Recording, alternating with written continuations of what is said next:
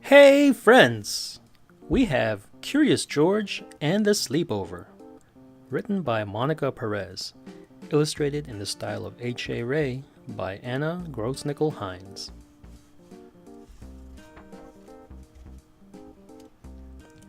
George is a good little monkey and always very curious. George's curiosity helped him make friends everywhere. Tallulah and Jared were his good friends from down the street. They lived with their dad and Grandma Willa.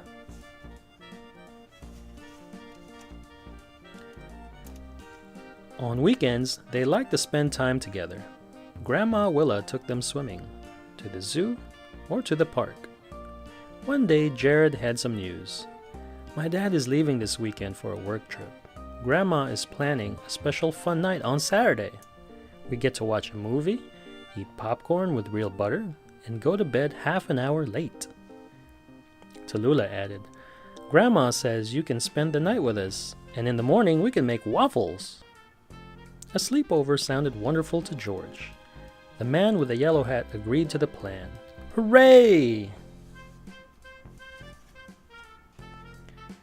It was only Wednesday, so George had plenty of time to prepare for his first sleepover. He was curious about his new sleeping bag, so he tried it out. On Thursday, he borrowed the man's backpack.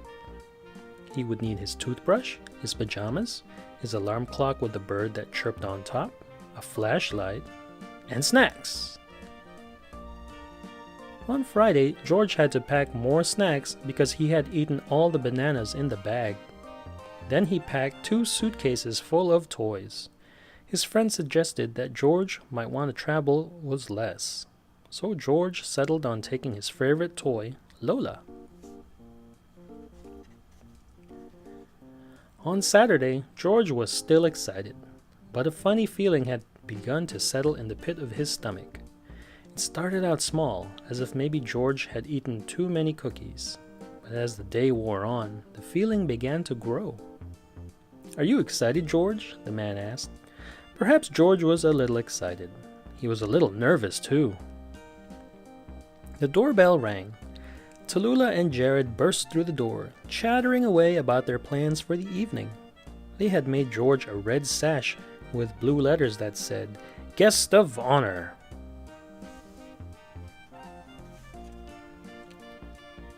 For a moment, George forgot about being worried.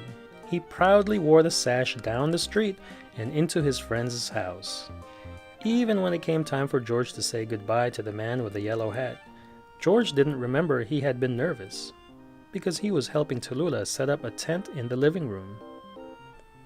George and his friends had a busy evening. They watched a movie and ate popcorn. They had a pillow fight. When it was time for bed, they brushed their teeth, changed into PJs, and climbed into the tent. Tallulah and Jared fell right to sleep.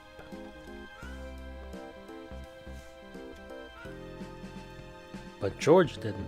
The floor was a little hard. He missed his bed at home. He stared at the shadows on the ceiling of the tent. Was that a bear? George's stomach did a little flip. He peeked out the tent flap and saw that it was only the coat rack casting shadows on the tent. He settled back onto his pillow, but then he heard a soft scratching sound. He jumped out of the tent with Lola safely in hand.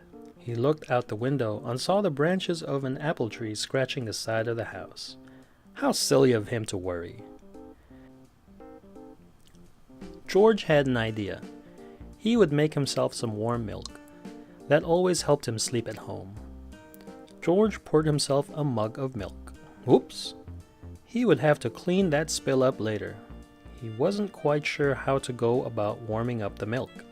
He knew not to touch the stove. At home, his friend always heated the milk for him. So George just arranged some cookies on a plate.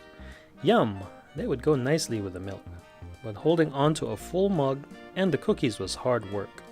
He spilled more milk onto the floor. George put down the cookies and went looking for a mop. There it was. Oh no! He accidentally swiped the mop across the table. Cookies went flying. George wished he were at home with a man there to help. He didn't want to wake up his friends. If he got a sponge from the sink, maybe he could clean up the spill. But as he hurried across the kitchen, he slipped on the wet floor. Poor George. Now he was homesick and wet. He started to sniffle. The light in the kitchen went on. Grandma Willa scooped up George and Lola up. She gave them a hug and dried them off. Then Grandma called the man with the yellow hat so George could hear his voice. Tallulah and Jared woke up too and helped cheer George up. I was nervous about spending a night away from home at my first sleepover too, Tallulah confessed. Not me, Jared said proudly. That's because you haven't gone to one yet, Tallulah said. Have to? This one, insisted Jared. Tallulah and George just smiled. George felt better. He snuggled down into the sleeping bag that Grandma's spread on the living room couch. The kids pulled their sleeping bags out of the tent and spread them on the floor near George. Grandma left a small light on over the desk. They all fell right to sleep.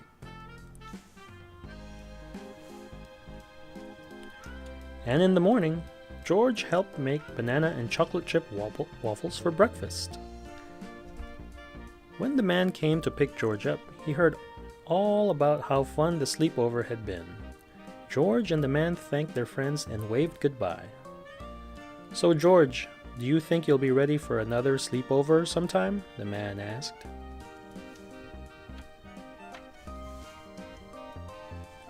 George was already packing for it. The end.